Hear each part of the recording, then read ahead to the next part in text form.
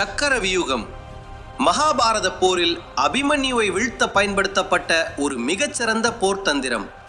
இது ஒரு இந்திய போர் முறை என்றுதான் நாம் நினைத்து கொண்டிருக்கிறோம். ஆனால் இதே போன்ற துல்லியமான வடிவம் ஆயிரக்கணக்கான மைல்களுக்கு அப்பால் உள்ள பண்டைய ரோமானிய பேரரசிலும் கிரேக்க கலாச்சாரத்திலும் காணப்படுகிறது என்றால் உங்களால் நம்ப முடிகிறதா?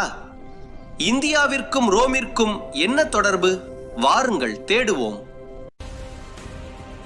கர்நாடகாவின் ஹளேபிடுவில் உள்ள ஹோய்சாலேஸ்வரர் கோயிலில் 12ஆம் நூற்றாண்டைச் சேர்ந்த ஒரு சிற்பம் உள்ளது. இதில் அபிமன்யு சக்கரவியூகத்தில் போராடுவது செதுக்கப்பட்டுள்ளது. ஆச்சரியம் என்னவென்றால் இதன் வடிவியல் அமைப்பு ஜியாமெட்ரி பண்டைய ஐரோப்பாவில் கண்டறியப்பட்ட 7 சுற்று லேபிரிந்த் அமைப்போடு 100% ஒத்துப்போகிறது.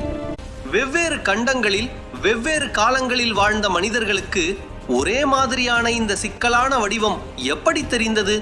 வரலாற்று ஆசிரியர்கள் இதற்கு கடல் வழி வணிகத்தை ஒரு முக்கிய காரணமாக கூறுகிறார்கள்.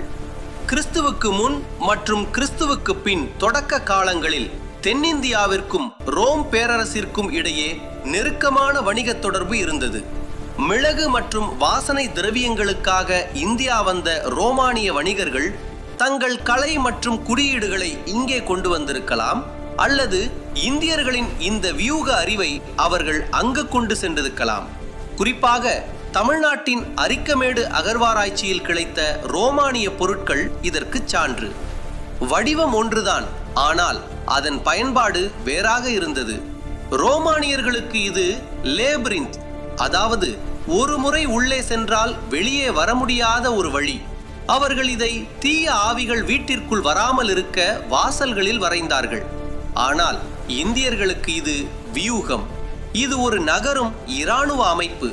உள்ளே நுழைவதற்கும் வெளியே வருவதற்கும் தனித்தனி ரகசியங்களை கொண்ட ஒரு போர்க்கலை. வரலாறு என்பது நாம் நினைப்பதை விட மிக ஆழமானது. சக்கர வியூகம் வெறும் கதை அல்ல, அது உலக நாகரிகங்களை இணைக்கும் ஒரு மர்மமான புள்ளி. இந்த தகவல் உங்களுக்கு பிடித்திருந்தால் மறக்காமல் லைக் செய்து உங்கள் நண்பர்களுடன் பகிர்ந்து கொள்ளுங்கள். இதுபோன்ற வரலாற்று ரகசியங்களை அறிய நமது சேனலுக்கு சப்ஸ்கிரைப் செய்யுங்கள். நன்றி.